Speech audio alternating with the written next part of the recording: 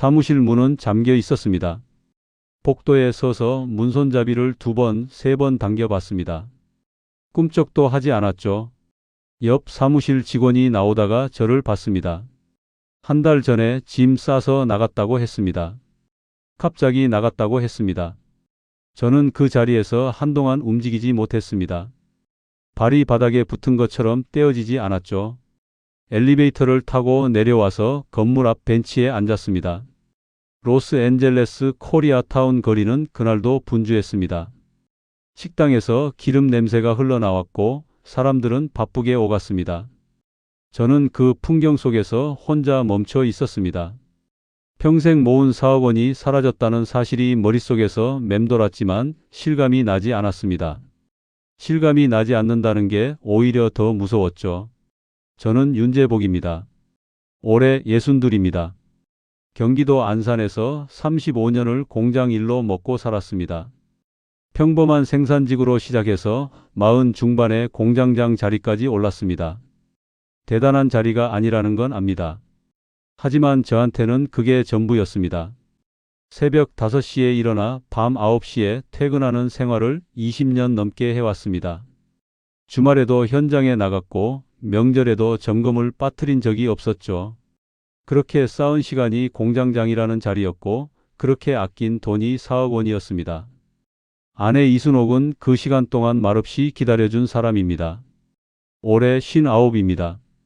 결혼한 지 35해가 넘었는데 이순옥이 제 퇴근 시간을 탓한 적이 없었습니다. 밥상을 차려놓고 기다렸고 늦게 들어와도 잔소리 대신 따뜻한 국을 올려줬습니다. 그게 오히려 미안했죠. 제대로 된 여행 한 번 데려가지 못했고 기념일을 챙긴 적도 손에 꼽았습니다. 아들 윤성주는 서울에서 직장을 다니고 있었습니다. 32이었고 자기 앞가림은 충분히 하는 아이였습니다. 우리 식구는 그렇게 셋이었습니다. 이민 이야기가 처음 나온 건 이순옥 쪽에서였습니다. 사촌 언니가 캘리포니아에 산다고 했습니다. 나이 들어도 사람 취급받는 곳이라고 했습니다. 한국처럼 눈치 볼 일도 없다고 했죠. 저는 처음엔 귀담아 듣지 않았습니다. 60이 넘어서 낯선 땅에서 새 출발을 한다는 게 말처럼 되는 일이 아니라는 걸 알고 있었으니까요. 하지만 이순옥은 달랐습니다. 밥상에서도 산책길에서도 잠들기 전에도 그 이야기를 슬며시 꺼냈습니다. 강요하지 않았습니다. 그냥 꿈처럼 이야기하는 거였죠. 그 눈빛에 오래전에 보지 못했던 설렘 같은 게 담겨 있었습니다. 저는 그 눈빛을 외면할 수가 없었습니다. 마침 공장 사정이 어려워졌습니다. 납품 단가가 떨어지고 주문이 줄었습니다. 사장은 버텨보겠다고 했지만 저는 현장에서 30년을 보낸 사람으로서 느낌이 왔습니다. 오래 버티지 못한다는 느낌이었죠.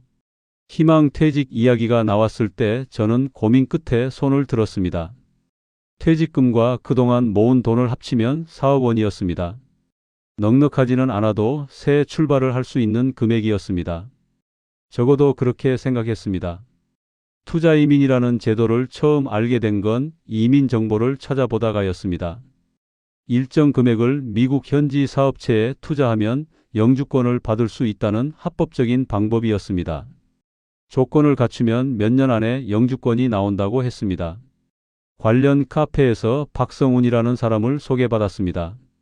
로스앤젤레스에서 이민 컨설팅 사무소를 운영하는 사람이라고 했습니다. 후기가 많았습니다. 성공했다는 글이 여러 개였죠. 저는 그 글들을 며칠에 걸쳐 읽었습니다. 다 같은 말이었습니다. 믿을 수 있는 사람이라는 말이었죠. 박성훈과 처음 화상 통화를 했을 때 첫인상부터 자신감이 넘쳤습니다. 말이 빠르고 친근했습니다. 정부 인증 컨설턴트라고 했고 수백 명을 영주권 취득까지 안내했다고 했습니다. 저는 솔직히 처음부터 완전히 믿지는 않았습니다. 하지만 이순옥이 박성훈의 말을 들으며 눈을 빛내는 걸 봤습니다. 그 모습을 보는데 마음이 흔들렸죠. 이 사람이 행복해질 수 있다면 한 번쯤 해볼 수 있지 않겠어요. 미팅은 2번이었습니다. 첫 번째는 화상으로, 두 번째는 직접 로스앤젤레스로 날아갔습니다. 사무소는 그럴듯했습니다. 코리아타운 건물 5층이었고 벽에 수료증과 자격증 액자가 여러 개 걸려 있었습니다. 이순옥이 사무실을 둘러보다가 조용히 제 팔을 건드렸습니다. 저쪽 액자가 비뚤어졌다고 했습니다. 왜 신경 쓰이냐고 물었더니 잘 모르겠다고 했습니다. 그냥 뭔가 이상하다는 느낌이 든다고 했죠. 저는 그 말을 흘려들었습니다. 그게 두고두고 마음에 걸리는 실수가 됩니다. 박성우는 계약서를 내밀었습니다. 꼼꼼히 읽어보려 했더니 자꾸 말을 걸었습니다. 이 조항은 표준 양식이라고 했고 저 조항은 미국 법률상 형식적인 문구라고 했습니다. 시간이 촉박하다고도 했습니다. 다른 투자자가 같은 물건을 보고 있다고 했죠. 저는 그 말에 서둘렀습니다. 계약서를 다 읽지 못한 채 도장을 찍었습니다. 4억 원을 송금했습니다. 이순옥이 옆에서 손을 꼭 쥐었습니다. 우리 둘은 새 출발이 시작됐다고 생각했습니다. 그날은 그냥 그랬습니다. 그리고 5달 뒤 저는 잠긴 사무실 문 앞에 서 있었습니다. 박성우는 사라졌고 4억 원도 사라졌습니다. 벤치에 앉아 코리아타운 거리를 바라보면서 저는 생각했습니다.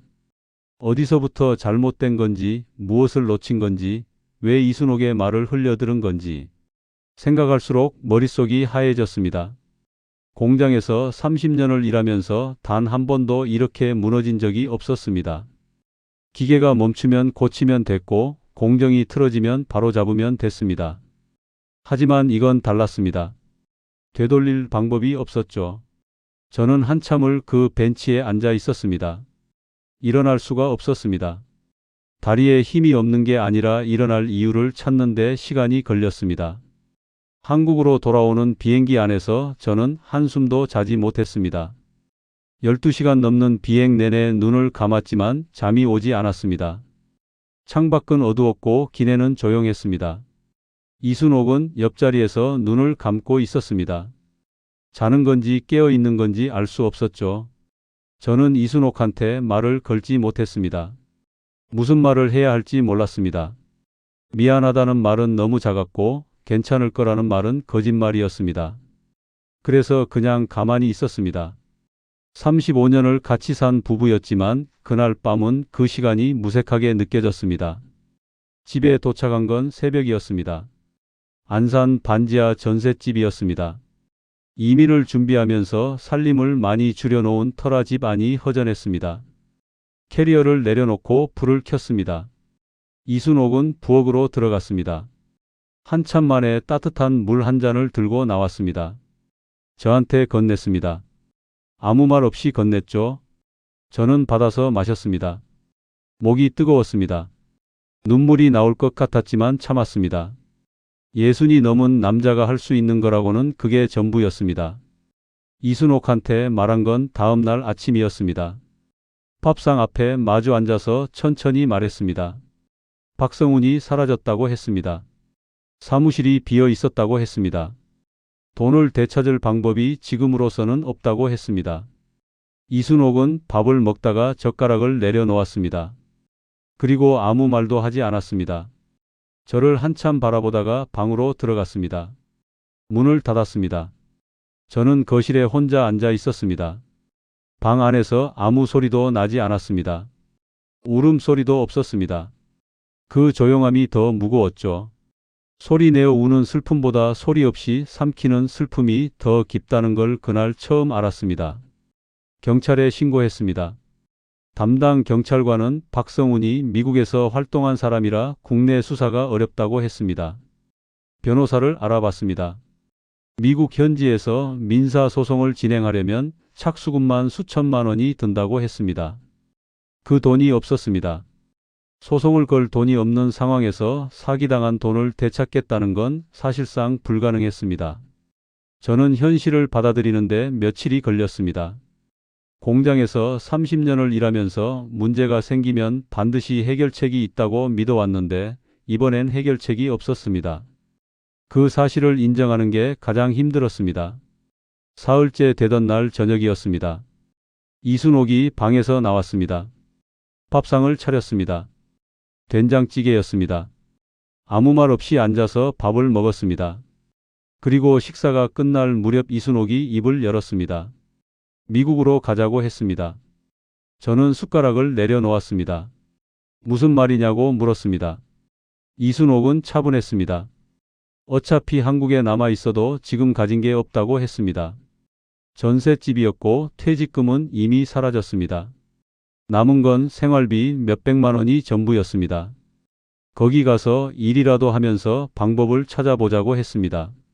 사촌 언니 최정숙이 코리아타운 외곽에 살고 있으니 잠깐 신세를 지면 된다고 했죠. 저는 그 말이 무모하다고 생각했습니다. 60이 넘은 나이에 영어도 제대로 못하면서 낯선 땅에서 일자리를 구한다는 게 현실적으로 가능한 일인지 몰랐습니다. 하지만 이순옥의 눈빛이 달랐습니다. 설레는 눈빛이 아니었습니다. 각오가 선 눈빛이었습니다. 쓰러진 자리에서 일어서기로 마음먹은 사람의 눈빛이었죠. 저는 그 눈빛을 오래 봤습니다. 35년을 함께 살면서 이순옥이 한번 마음을 정하면 바꾸지 않는다는 걸 알고 있었습니다. 말려봐야 소용없다는 것도 알았습니다. 그리고 솔직히 말하면 한국에 남아있을 이유도 없었습니다. 윤성준에게 전화했습니다. 상황을 설명했습니다. 전화기 너머로 윤성준이 한동안 아무 말도 하지 않았습니다. 그러다 짧게 말했습니다. 알겠다고 했습니다. 걱정하지 말라고 했습니다. 더 묻지 않았습니다. 그 짧은 대답이 오히려 마음을 건드렸습니다. 아들이 말을 아끼는 건 어렸을 때부터였습니다. 저를 닮아서였죠. 닮은 게 그것밖에 없다는 게 가끔 미안하기도 했습니다. 짐을 쌌습니다. 캐리어 2개였습니다. 평생 살아온 흔적을 캐리어 2개에 우겨넣는 일이 이렇게 허무한 것인지 몰랐습니다. 40년 넘게 모아온 물건들을 골라내면서 저는 계속 손이 멈췄습니다. 이게 필요한 건지 저게 가져가야 하는 건지 판단이 서지 않았습니다. 결국 이순옥이 정리했습니다.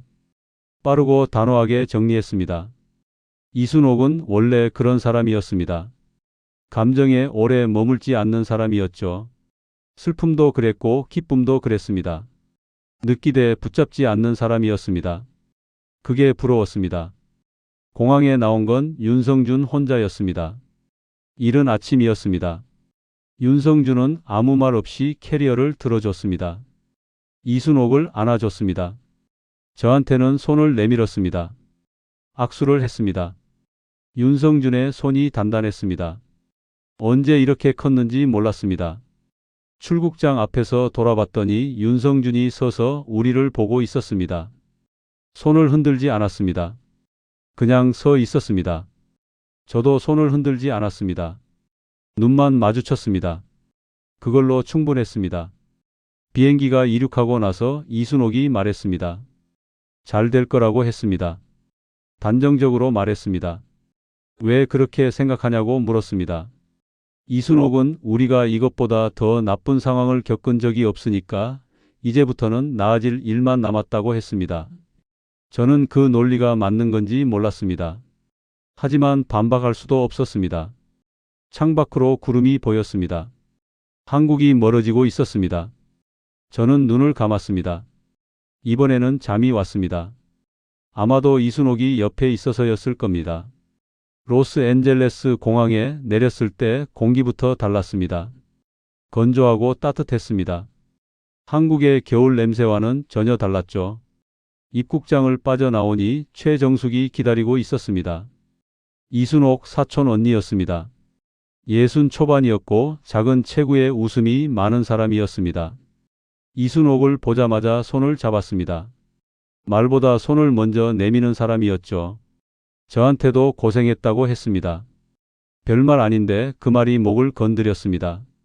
고생했다는 말을 마지막으로 들은 게 언제였는지 기억이 나지 않았습니다. 최정숙 차에 올라 코리아타운으로 향했습니다.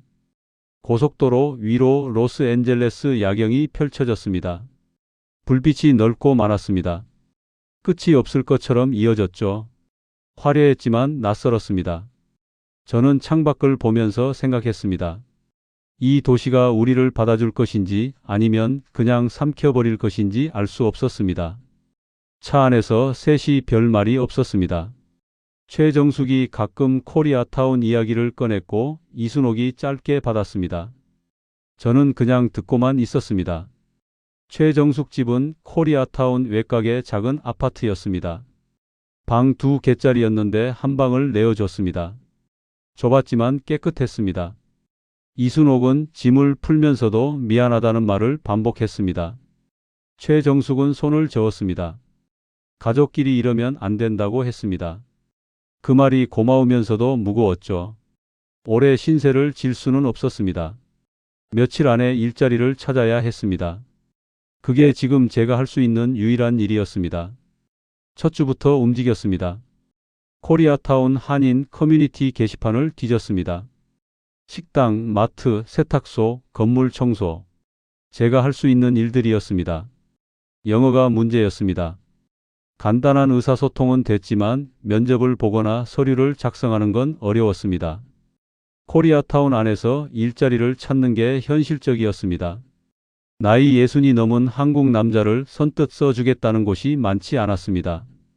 하루에 서너 군데를 들렀다가 빈손으로 돌아오는 날이 이어졌습니다. 발이 아팠습니다. 무릎도 쑤셨죠. 하지만 내색하지 않았습니다. 이순옥이 볼까 봐서였습니다. 닷새째 되던 날 한인 식당 구인 공고를 봤습니다. 주방 보조를 구한다고 했습니다. 식당 이름은 덕배네 설렁탕이었습니다. 코리아타운 중심가에서 약간 벗어난 골목 안에 있었습니다. 간판이 오래됐습니다. 페인트가 군데군데 벗겨져 있었죠. 하지만 점심시간이 지났는데도 안에서 사람 소리가 났습니다. 오래된 가게에서 나는 소리였습니다. 저는 문을 열고 들어갔습니다. 홀은 한산했습니다. 점심 장사가 끝난 시간이라 손님은 없었습니다. 테이블 위에 반찬 그릇들이 정리되고 있었고 바닥은 갓 닦은 것처럼 축축했습니다.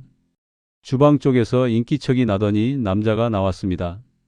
사장 김덕배였습니다. 60 중반쯤 되어 보이는 남자였습니다.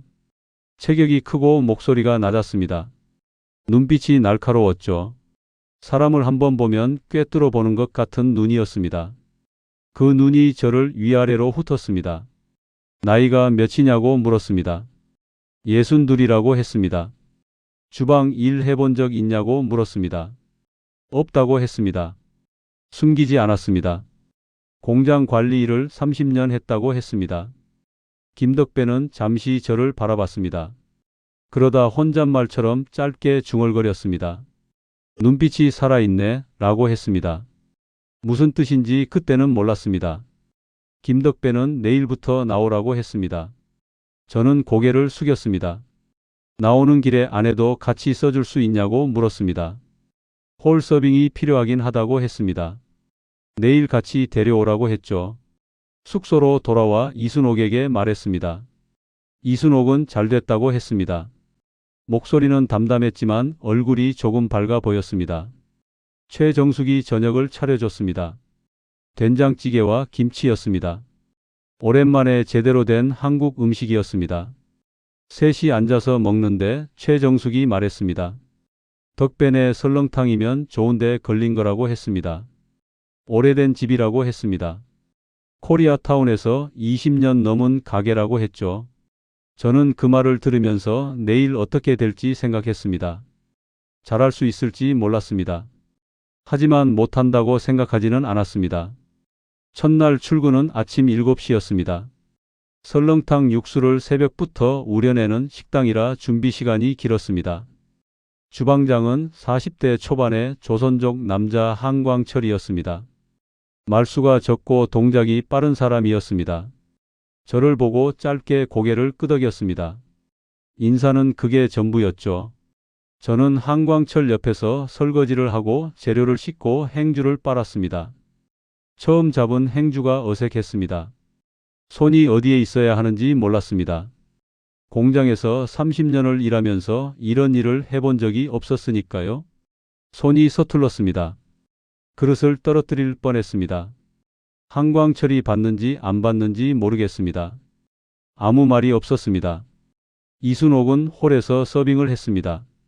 처음엔 동선이 엉켰습니다. 테이블 번호를 헷갈렸고 주문을 받다가 손님에게 거듭 되물었습니다. 그럼에도 이순옥은 웃음을 잃지 않았습니다. 손님들이 불평을 하지 않았습니다. 이순옥의 웃음 때문이었습니다. 사람을 편하게 만드는 웃음이 있는 사람이 있는데 이순옥이 그랬습니다.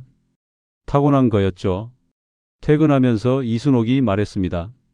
발이 아프다고 했습니다. 저도 허리가 뻐근했습니다. 버스 정류장 벤치에 나란히 앉아서 잠깐 쉬었습니다. 아무 말 없이 앉아 있었습니다. 코리아타운 저녁거리가 분주하게 돌아갔습니다. 식당 간판에 불이 들어오고 사람들이 오갔습니다.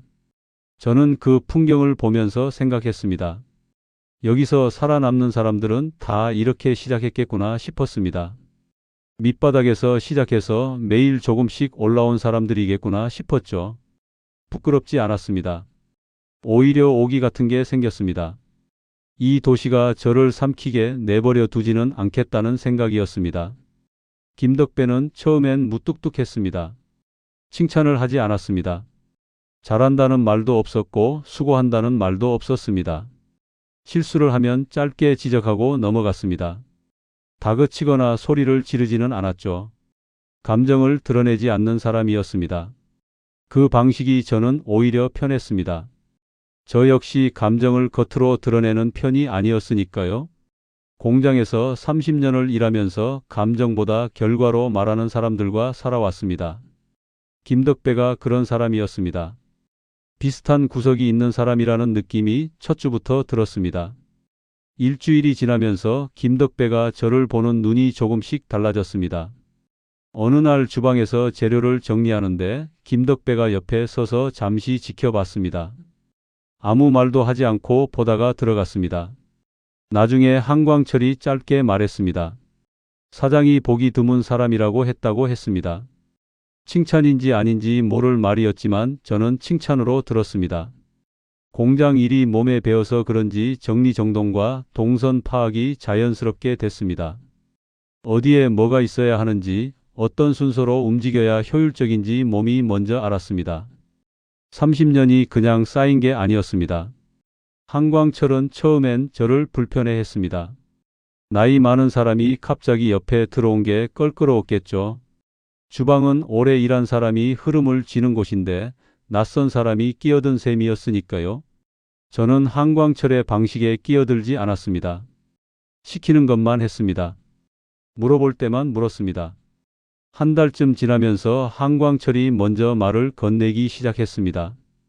이거 이렇게 하면 더 빠르다고 알려줬습니다. 저는 고맙다고 했습니다. 그게 한광철 방식의 인정이었습니다. 말보다 행동으로 받아들인다는 신호였죠. 이순옥은 홀에서 점점 자리를 잡아갔습니다. 손님 얼굴을 잘 기억했습니다. 단골이 오면 저번에 드셨던 거 또 드릴까? 하고 물었습니다. 손님들이 좋아했습니다. 어떤 손님은 이순옥을 보러 온다는 말을 할 정도였습니다. 김덕배가 어느 날 저한테 넌지시 말했습니다. 이 집 서빙 아줌마 오늘 안 왔냐고 묻는 손님이 있다고 했습니다. 김덕배가 그런 말을 전한다는 것 자체가 이례적이었습니다. 평소엔 잘하든 못하든 입을 잘 열지 않는 사람이었으니까요. 저는 이순옥한테 그 말을 그대로 전했습니다. 이순옥은 별거 아니라는 듯 손을 저었습니다. 하지만 귀가 빨개졌습니다. 2달이 지났을 때 최정숙 집에서 나왔습니다. 코리아타운 근처에 작은 원룸을 얻었습니다. 관리비 포함해서 월 $800였습니다. 좁았지만 우리 공간이 생겼습니다. 이순옥은 이사하는 날 작은 화분을 하나 사서 창가에 뒀습니다. 흰색 꽃이 피는 작은 화분이었습니다. 이름은 모르겠다고 했습니다. 그냥 예뻐서 샀다고 했죠. 그 화분이 창가에 놓이고 나서 원룸이 조금 달라 보였습니다. 집 같아 보였습니다. 별거 아닌데 그게 달랐습니다. 어느 날 저녁 늦게 가게 문을 닫고 나오는데 김덕배가 골목 한쪽에서 담배를 피우고 있었습니다. 저도 옆에 섰습니다. 담배는 피우지 않았지만 그냥 옆에 섰습니다. 김덕배가 먼저 말을 걸었습니다. 한국에서 뭐 했냐고 물었습니다. 공장장이었다고 했습니다. 어쩌다 여기까지 왔냐고 물었습니다. 저는 잠시 망설이다가 사실대로 말했습니다. 이민 사기를 당했다고 했습니다. 평생 모은 걸 다 잃었다고 했습니다. 말하고 나서 후회할 줄 알았는데 오히려 가벼워졌습니다. 짊어지고 다니는 것도 지치는 일이었으니까요. 김덕배는 담배 연기를 내뿜으면서 고개를 끄덕였습니다. 그 새끼들 많다고 했습니다. 나도 비슷한 거 당한 적 있다고 했습니다. 저는 놀랐습니다. 어떻게 버텼냐고 물었습니다. 김덕배는 짧게 말했습니다. 버티는 방법이 따로 있는 게 아니라고 했습니다. 그냥 매일 문 여는 거라고 했습니다. 가게 문 매일 여는 게 버티는 거라고 했죠. 저는 그 말이 오랫동안 머릿속에 남았습니다. 단순했지만 쉬운 말이 아니었습니다. 이 사람이 어떻게 살아온 사람인지 그 한마디로 알 것 같았습니다. 그 무렵 이순옥이 허리가 아프다고 했습니다. 서빙을 하면서 많이 움직이다 보니 오래된 허리 디스크가 재발한 것 같다고 했습니다. 병원을 가야 했지만 미국 병원비가 부담스러웠습니다. 이순옥은 괜찮다고 했습니다. 조금 쉬면 나을 거라고 했죠. 저는 그 말이 마음에 걸렸습니다. 괜찮다고 말할 때 이순옥의 눈썹이 살짝 찌푸려진다는 걸 35년을 살면서 알고 있었습니다. 괜찮지 않다는 신호였습니다. 하지만 이순옥이 괜찮다고 하면 더 이상 말을 꺼내지 않는 게 우리 사이의 방식이었습니다. 그 방식이 지금은 답답했습니다. 김덕배에게 조심스럽게 말했습니다. 아내가 며칠 쉬어야 할 것 같다고 했습니다. 김덕배는 잠시 생각하더니 쉬라고 했습니다. 그 자리를 제가 잠깐 메워도 되겠냐고 물었습니다. 홀 서빙을 해보겠다고 했습니다. 김덕배는 짧게 웃었습니다. 해보라고 했죠. 그날부터 저는 주방과 홀을 번갈아 뛰었습니다. 몸이 힘들었습니다. 50 넘은 나이에 이쪽 저쪽을 오가는 게 젊었을 때와 달랐습니다. 발이 부었습니다. 저녁이 되면 허리가 잘 펴지지 않았죠. 하지만 이상하게 마음은 단단해졌습니다. 바닥에서 시작한다는 게 이런 건가 싶었습니다. 부끄럽지 않았습니다. 오히려 오기가 생겼습니다. 주방 벽에 붙은 낡은 메모지가 눈에 들어온 건 그 즈음이었습니다. 누렇게 바랜 종이에 투박한 글씨로 이렇게 적혀 있었습니다. 잘 버티는 사람이 결국 남는다. 저는 그 앞에 잠시 멈춰 섰습니다. 누가 썼는지는 몰랐습니다. 하지만 그 말이 지금 제 이야기인 것 같았습니다. 이순옥이 허리를 다친 지 열흘쯤 지났을 때였습니다. 새벽 2시가 넘은 시간에 전화가 울렸습니다. 윤성준이었습니다. 자다가 받았더니 목소리가 멀쩡했습니다. 아버지, 나 지금 공항인데요? 라고 했습니다. 저는 잠이 덜 깬 상태로 무슨 공항이냐고 물었습니다. 로스앤젤레스 공항이라고 했습니다. 마중 나올 수 있냐고 했죠. 저는 순간 귀를 의심했습니다. 윤성준이 온다는 말을 한 적이 없었습니다. 연락도 없이 날아온 겁니다. 서둘러 옷을 챙겨 입었습니다. 이순옥을 깨우려다 허리가 아픈 게 생각나서 혼자 나갔습니다. 새벽 코리아타운 거리는 조용했습니다. 버스를 2번 갈아타고 공항까지 갔습니다. 1시간이 넘게 걸렸습니다. 입국장에서 윤성준을 봤습니다. 캐리어 하나에 백팩을 맨 모습이었습니다. 얼굴이 피곤해 보였습니다. 비행기에서 잠을 못 잔 얼굴이었죠. 저를 보더니 멋쩍은 표정을 지었습니다. 왜 왔냐고 물었습니다. 윤성준은 그냥 왔다고 했습니다. 저는 더 묻지 않았습니다. 그냥 왔다는 말이 그냥이 아니라는 걸 알고 있었습니다. 버스를 타고 오는 내내 별 말이 없었습니다. 윤성준이 창밖을 보고 저도 창밖을 봤습니다. 새벽 도시가 천천히 깨어나고 있었습니다. 원룸에 도착하니 이순옥이 깨어 있었습니다. 발소리를 들었는지 불을 켜놓고 기다리고 있었습니다. 윤성준을 보고 눈이 커졌습니다. 왜 왔냐고 물었습니다. 윤성준은 엄마가 아프다고 하니까 왔다고 했습니다. 이순옥은 아프지 않다고 했습니다. 윤성준은 그냥 웃었습니다. 그 웃음이 아이였을 때 웃음과 비슷했습니다. 저는 그 순간 이 아이가 많이 컸다는 걸 다시 느꼈습니다. 부모 걱정에 비행기표를 끊는 나이가 됐습니다. 언제 이렇게 됐는지 몰랐습니다. 제가 새벽에 공장 나가고 밤에 들어오는 동안 어느새 이렇게 컸습니다. 이순옥이 부엌에서 라면을 끓였습니다. 새벽 3시가 넘었지만 셋이 앉아서 먹었습니다. 윤성준이 한 그릇을 다 비웠습니다. 배고팠던 모양이었습니다. 이순옥이 더 끓여줄까 물었더니 괜찮다고 했습니다. 그렇게 앉아 있으니 한국집이 생각났습니다. 안산 전셋집 좁은 식탁이 생각났습니다. 윤성준이 어렸을 때 우리 셋이 앉아서 밥 먹던 때가 생각났죠. 그때도 저는 말이 없었습니다. 이순옥이 중간에서 이야기를 이어갔습니다. 지금이랑 똑같았습니다. 변한 게 없었습니다. 장소만 달라졌을 뿐이었죠. 다음 날 윤성준이 말했습니다. 박성훈 건을 다시 알아보고 싶다고 했습니다. 한국에서 미리 자료를 찾아봤다고 했습니다. 미국 연방거래위원회라는 곳에 이민 사기 피해 접수를 할 수 있다고 했습니다. 돈을 되찾는 건 어렵겠지만 박성훈을 수사망에 올려놓을 수는 있다고 했습니다. 관련 서류가 있으면 도움이 된다고 했습니다. 저는 계약서와 송금 내역을 꺼냈습니다. 윤성준이 꼼꼼히 살펴봤습니다. 한참을 들여다보다가 말했습니다. 계약서에 이상한 부분이 있다고 했습니다. 투자금 반환 조항이 빠져 있다고 했습니다. 영주권 보장 문구도 애매하게 처리돼 있다고 했습니다. 저는 그 말을 듣고 가슴이 내려앉았습니다. 박성훈이 계약 당일 저를 서두르게 만든 이유가 있었던 겁니다. 꼼꼼히 읽지 못하게 하려던 거였습니다. 처음부터 설계된 사기였습니다. 윤성준은 사흘 동안 코리아타운 곳곳을 돌아다녔습니다. 한인 이민자 법률 지원을 하는 비영리 단체를 찾아갔습니다. 무료로 상담을 받을 수 있는 곳이었습니다. 저와 이순옥이 갖고 있던 서류를 가져갔습니다.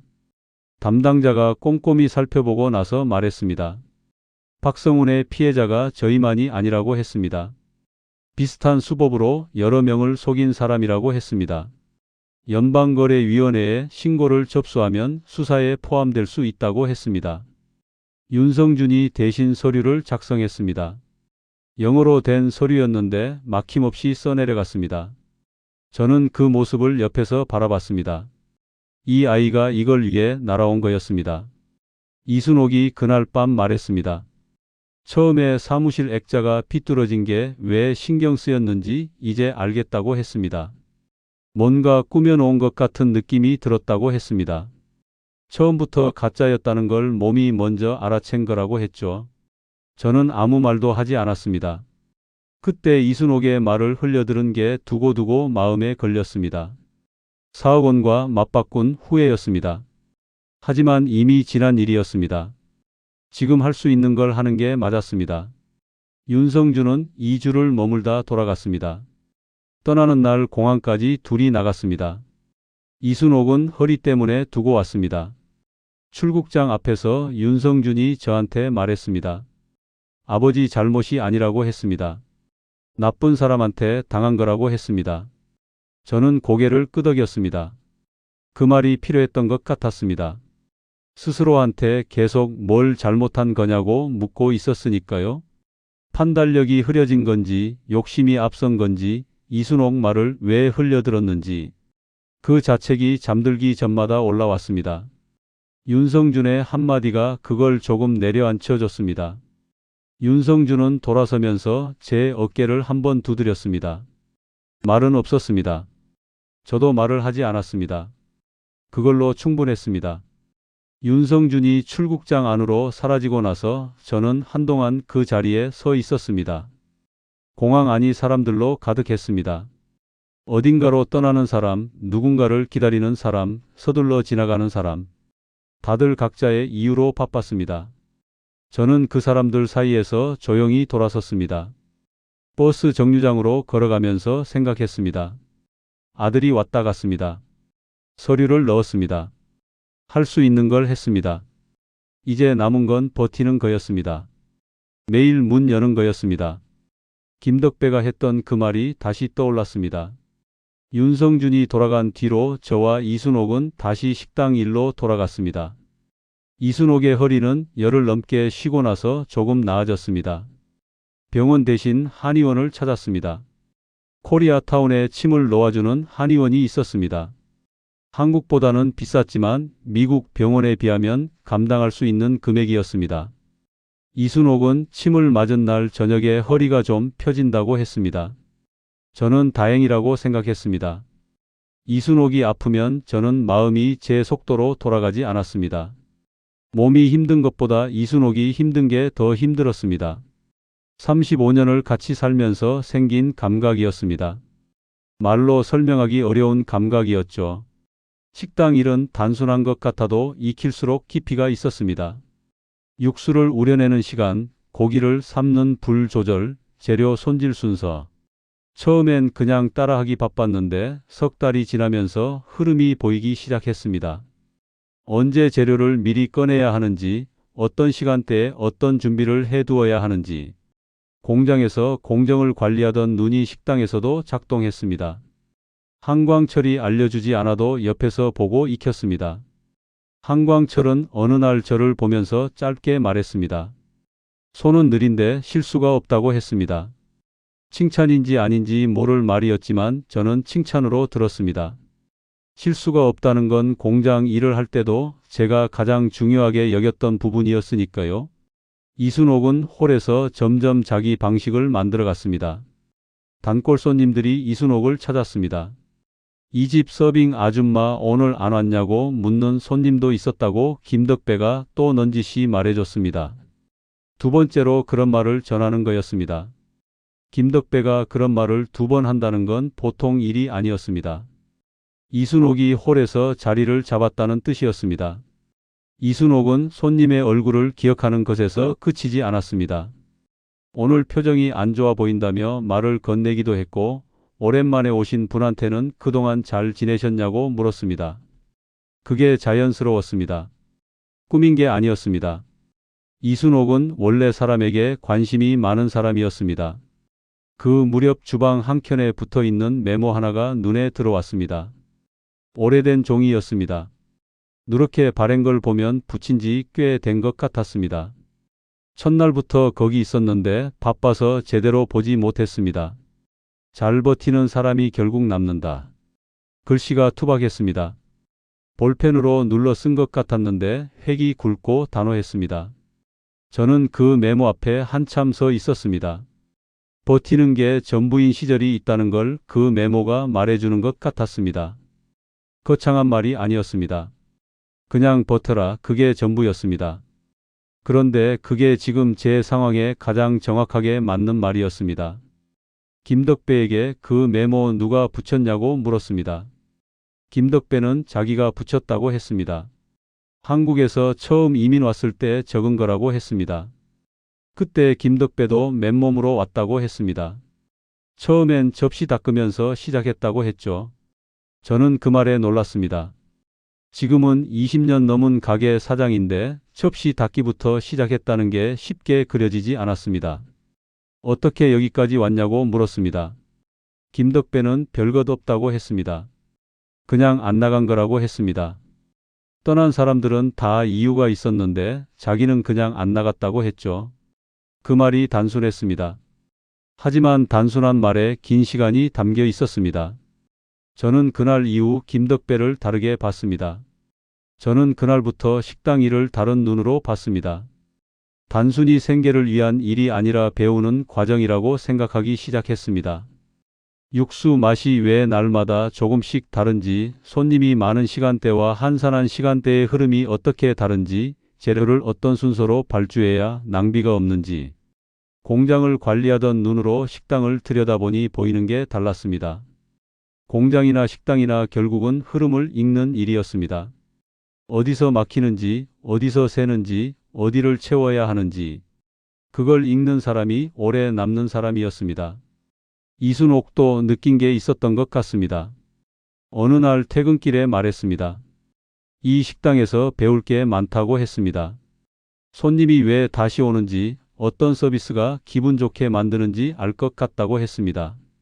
음식만으로는 안 된다고 했습니다. 음식이 기본이고 사람이 나머지를 채운다고 했죠. 저는 이순옥을 봤습니다. 이 사람은 어떤 상황에서든 뭔가를 찾아내는 사람이었습니다. 바닥에 있어도 배우는 사람이었습니다. 그 모습이 오래전부터 제가 이순옥을 믿어온 이유였습니다. 식당 일을 시작한 지 넉 달이 됐을 때 저는 메모지 옆에 새 종이를 하나 붙였습니다. 테이프로 김덕배의 메모 바로 옆에 붙였습니다.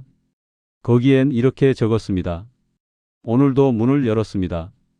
거창하지 않았습니다. 하지만 저한테는 그게 맞는 말이었습니다. 매일 아침 그 문을 여는 게 저한테는 선언이었습니다. 무너지지 않겠다는 선언이었고 포기하지 않겠다는 선언이었습니다. 말로 하면 거창해지는 것들이 행동으로 하면 단순해집니다. 그냥 문을 여는 거였습니다. 그게 전부였습니다. 한광철이 그 메모를 봤습니다. 아무 말도 하지 않았습니다. 그냥 봤습니다. 그리고 육수를 저었습니다. 저는 한광철이 어떻게 생각하는지 물어보지 않았습니다. 물어볼 필요가 없었습니다. 한광철은 말로 표현하는 사람이 아니었습니다. 그게 괜찮았습니다. 저도 그런 사람이었으니까요. 말이 없어도 같은 자리에서 같은 일을 하다 보면 서로를 알게 됩니다. 공장에서 그랬고 식당에서도 그랬습니다. 시간이 쌓이면 말보다 더 많은 것들이 전달됩니다. 그게 일하는 사람들 사이의 언어였습니다. 퇴근길에 이순옥과 나란히 버스를 기다렸습니다. 코리아타운 저녁거리에 불이 켜지고 있었습니다. 식당들 간판이 하나씩 빛났습니다. 저는 그 불빛들을 보면서 생각했습니다. 저 불빛 하나하나 뒤에 다 사람이 있었습니다. 다들 뭔가를 버티고 있는 사람들이었습니다. 저만 힘든 게 아니었습니다. 그 생각이 이상하게 위안이 됐습니다. 혼자가 아니라는 느낌이었습니다. 이순옥이 제 팔을 살짝 건드렸습니다. 버스가 왔습니다. 우리 둘은 올라탔습니다. 아무 말이 없었습니다. 그래도 괜찮았습니다. 식당에서 일한 지 1년이 넘어갈 무렵이었습니다.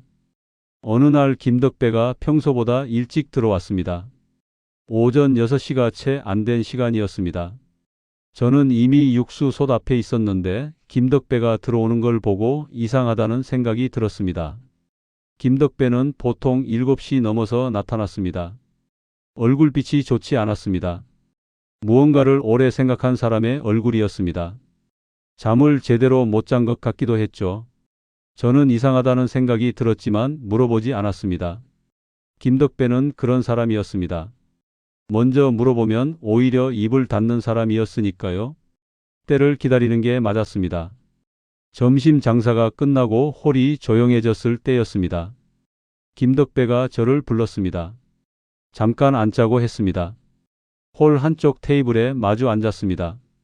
이순옥도 서빙을 마치고 마감 정리를 하고 있었는데 김덕배가 이순옥도 앉으라고 했습니다. 이순옥이 행주를 내려놓고 옆에 앉았습니다. 셋이 앉은 테이블이 조용했습니다. 식당 안에 한광철이 주방을 정리하는 소리만 들렸습니다. 김덕배는 한참을 말이 없었습니다. 테이블 위에 두 손을 올려놓고 그냥 앉아 있었습니다. 저는 기다렸습니다. 이순옥도 기다렸습니다. 김덕배가 천천히 입을 열었습니다. 몸이 안 좋다고 했습니다. 검사를 받았는데 신장이 좋지 않다고 했습니다. 투석을 시작해야 할 수도 있다고 했습니다. 일주일에 3번씩 병원에 가야 하는 상황이 되면 식당을 직접 운영하기 어렵다고 했습니다. 저는 그 말을 듣고 마음이 무거워졌습니다. 김덕배가 처음 봤을 때부터 가끔 얼굴이 부어 있었던 게 생각났습니다. 아침에 눈두덩이가 부은 날이 있었고 손등이 부어 보이는 날도 있었습니다. 그냥 피곤한 줄만 알았습니다. 그게 신장 때문이었습니다. 몸이 오래전부터 신호를 보내고 있었던 겁니다. 김덕배는 계속 말했습니다. 식당을 정리할 생각이라고 했습니다. 권리금을 받고 내놓으면 될 텐데 선뜻 내놓기가 싫다고 했습니다. 20년 넘게 자기 손으로 키운 가게라고 했습니다. 아무한테나 넘기고 싶지 않다고 했죠. 그러면서 저를 봤습니다. 오래 봤습니다. 윤 씨 부부가 받으면 어떻겠냐고 했습니다. 저는 말문이 막혔습니다. 이순옥도 눈이 커졌습니다.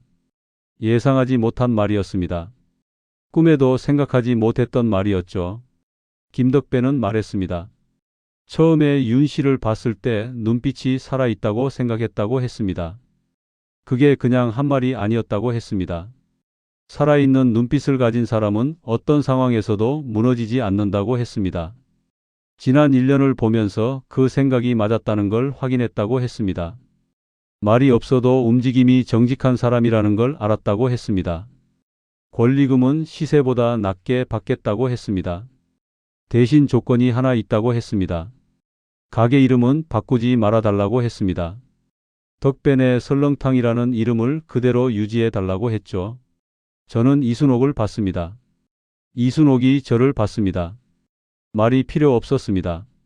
우리 둘은 그 눈빛만으로 같은 생각을 하고 있다는 걸 알았습니다.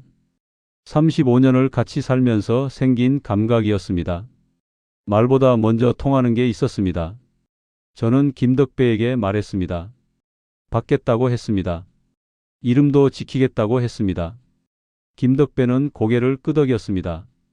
그리고 처음으로 웃었습니다. 짧고 무뚝뚝한 웃음이었지만 진심이 담겨 있었습니다. 저는 그 웃음을 오래 기억할 것 같았습니다. 문제는 돈이었습니다. 시세보다 낮다고 해도 권리금이 만만치 않았습니다. 저희한테 모아둔 돈은 1년치 월급에서 생활비를 빼고 남긴 금액이었습니다. 턱없이 부족했습니다. 윤성준에게 전화했습니다. 상황을 설명했습니다. 윤성준은 듣더니 자기가 모아둔 돈이 있다고 했습니다. 보태겠다고 했습니다. 저는 안 된다고 했습니다. 내 돈으로 우리가 가게를 하는 게 말이 되냐고 했습니다. 윤성준은 바로 말했습니다. 아버지 어머니가 고생하는 거 지켜보는 게 더 힘들다고 했습니다. 자기 돈을 부모한테 보태는 게 이상한 일이냐고 했죠. 저는 더 이상 말을 잇지 못했습니다. 받아야 했습니다. 받고 반드시 돌려줘야 했습니다. 최정숙도 보태겠다고 했습니다. 받기 미안하다고 했더니 나중에 식사 대접으로 갚으라고 했습니다. 그 말이 고마우면서도 웃겼습니다. 빌린 돈을 밥 한 끼로 갚으라는 사람이 어디 있냐는 생각이 들었습니다. 하지만 그게 최정숙 방식이었습니다. 무겁지 않게 건네는 방식이었습니다. 저는 고맙다고 했습니다. 꼭 갚겠다고 했습니다. 최정숙은 손을 저었습니다. 가족끼리 이러면 안 된다고 했습니다. 그 말을 처음 들었을 때와 같은 말이었습니다. 처음엔 그냥 들었는데 이번엔 마음에 닿았습니다. 계약서를 쓰는 날 김덕배가 도장을 찍고 나서 말했습니다. 잘 살라고 했습니다. 짧은 말이었습니다. 하지만 20년 넘게 이 가게를 지켜온 사람이 하는 말이라 무게가 달랐습니다. 이순옥이 고개를 숙였습니다. 저도 숙였습니다. 김덕배는 손을 저었습니다. 그냥 잘하면 된다고 했습니다. 김덕배가 나가고 나서 저는 빈 홀을 둘러봤습니다. 테이블 6개짜리 작은 식당이었습니다. 벽이 오래됐고 천장에 얼룩이 있었습니다. 주방은 좁았습니다. 하지만 20년의 시간이 배어있는 공간이었습니다. 그 시간을 이어받는 거였습니다. 함부로 할 수 없는 무게였습니다. 그날 밤 원룸으로 돌아와서 이순옥과 마주 앉았습니다. 별말을 하지 않았습니다. 이순옥이 말했습니다. 우리 진짜 시작이네요 라고 했습니다. 저는 고개를 끄덕였습니다. 무섭냐고 물었더니 이순옥은 조금은 그렇다고 했습니다. 그래도 같이 하는 거니까 괜찮다고 했죠. 저는 그 말을 오래 생각했습니다. 같이 하는 거니까. 4억 원을 잃고 낯선 땅에 왔을 때도 그 말이었습니다. 접시를 닦고 행주를 빨면서 버틸 때도 그 말이었습니다. 지금도 그 말이었습니다. 이순옥이 옆에 있는 한 이도시가 저를 삼킬 수 없었습니다. 그게 제가 가진 가장 단단한 것이었습니다. 계약서에 도장을 찍고 사흘 뒤 김덕배는 가게를 넘겼습니다. 마지막 날 김덕배는 출근 시간보다 일찍 왔습니다. 아무도 없는 시간이었습니다. 저만 먼저 나와 있었죠. 김덕배는 저한테 말을 걸지 않았습니다. 주방부터 천천히 돌았습니다.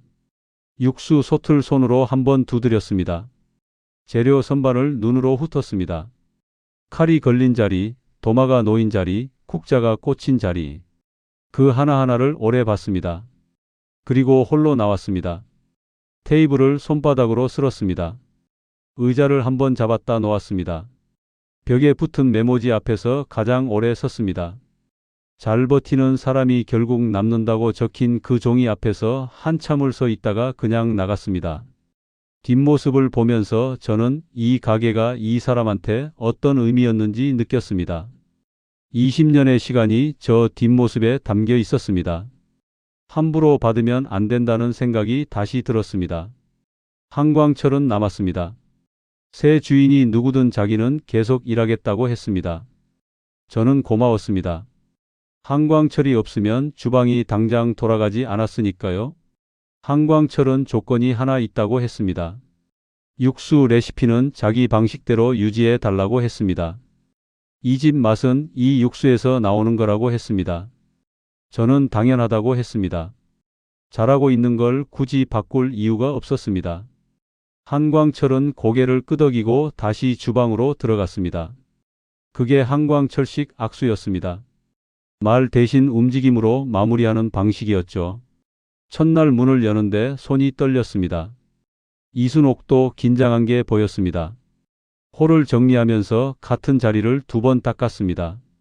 저는 그 모습을 주방에서 보면서 저도 마찬가지라는 생각을 했습니다.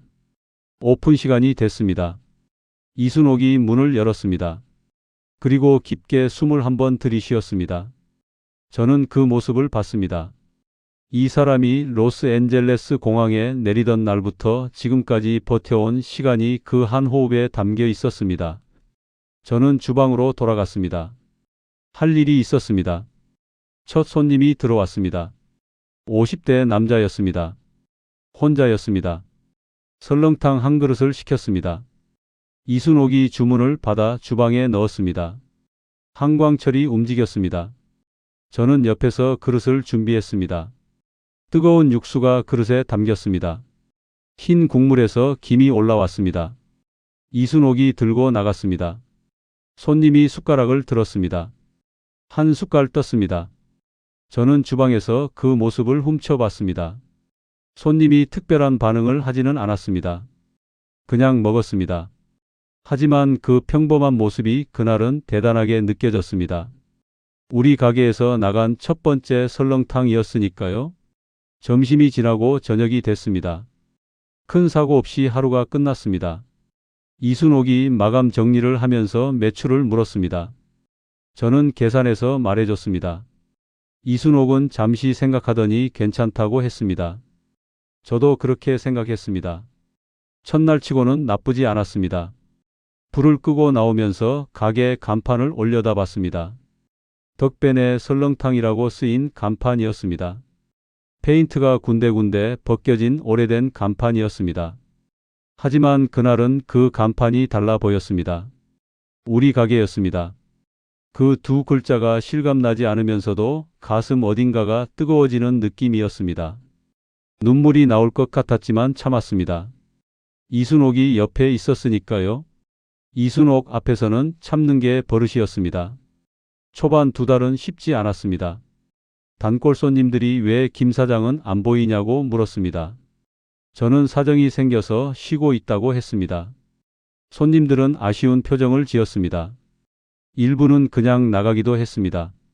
오래된 단골이 새 주인을 낯설어 하는 건 당연한 일이었습니다. 저는 조급해하지 않았습니다. 맛이 같고 자리가 같으면 시간이 해결해 줄 거라고 생각했습니다. 공장 일을 할 때도 그랬습니다. 새로 바뀐 공정이 자리를 잡으려면 시간이 필요했습니다. 서두르면 오히려 망가졌습니다. 식당도 마찬가지였습니다. 이순옥이 한 가지를 바꿨습니다. 기존에 없던 점심 정식 메뉴를 하나 추가했습니다. 설렁탕에 작은 반찬 3가지를 곁들인 세트였습니다. 혼자 오는 손님이나 간단하게 먹고 싶은 손님들을 위한 메뉴였습니다.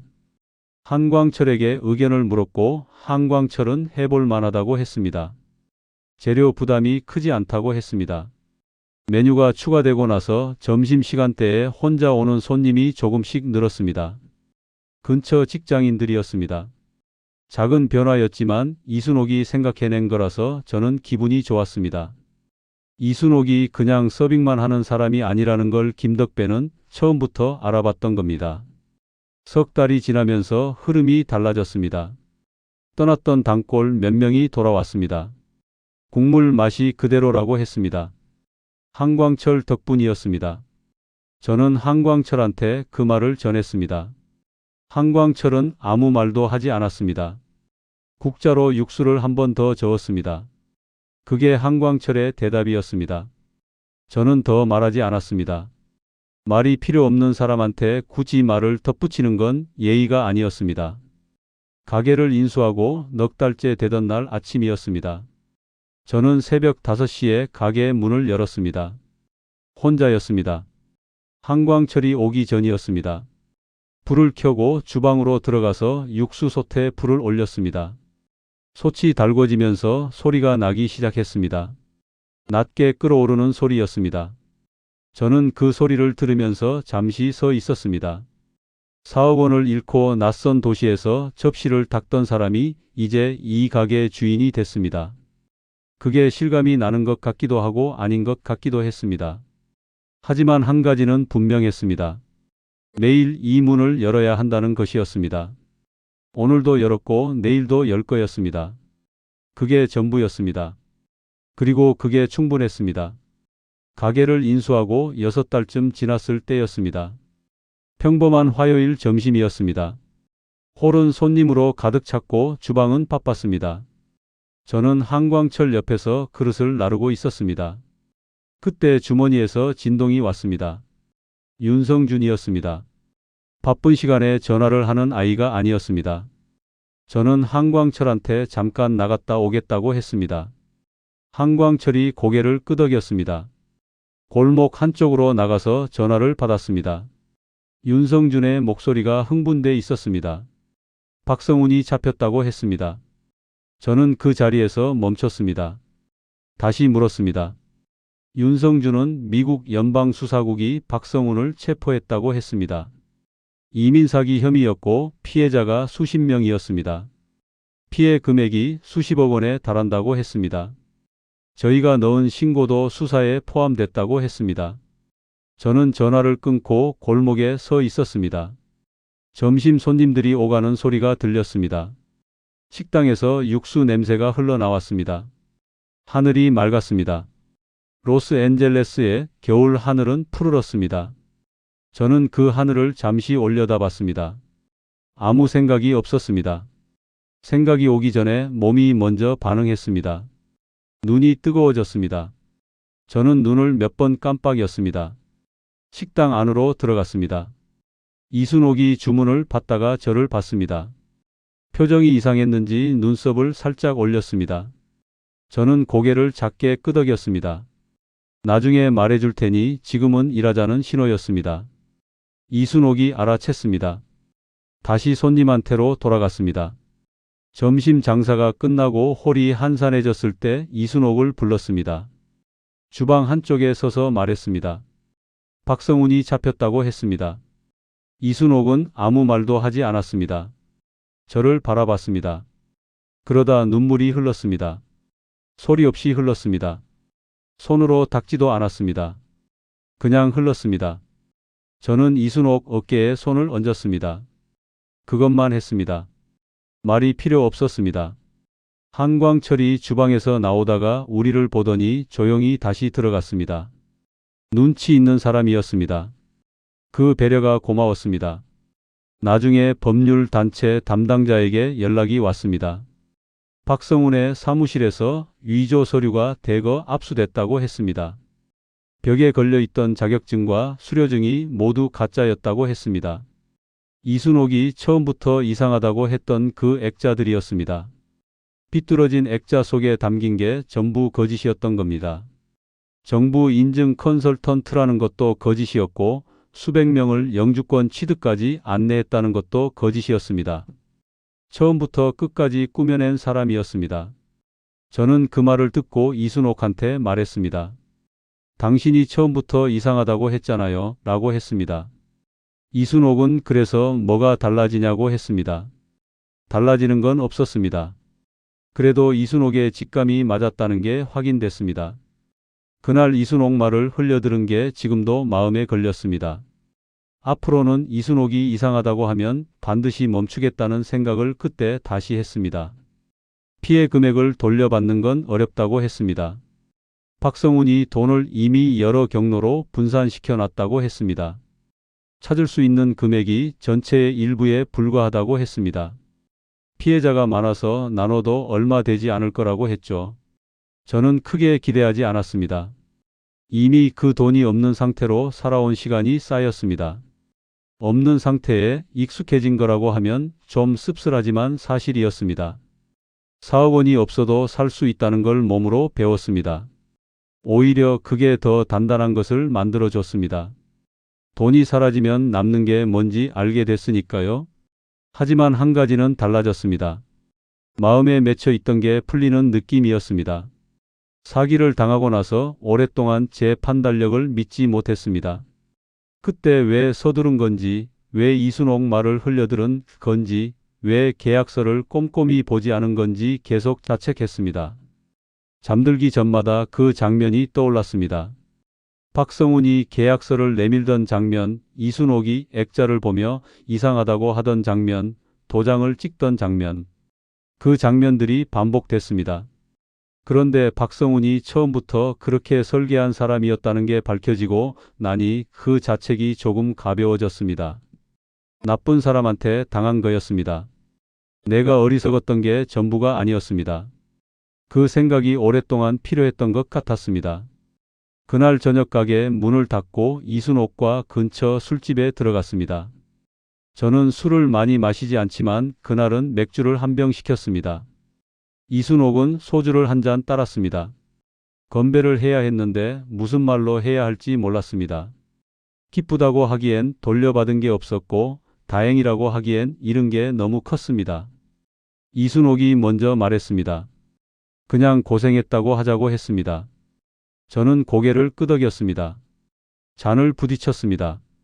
고생했습니다. 라고 했습니다. 이순옥도 고생했습니다. 라고 했습니다. 그게 전부였습니다. 그걸로 충분했습니다. 맥주가 차가웠습니다. 목으로 넘어가면서 뭔가 같이 내려가는 느낌이었습니다. 오래 묵어있던 것들이었습니다. 박성훈 재판은 이듬해에 열렸습니다.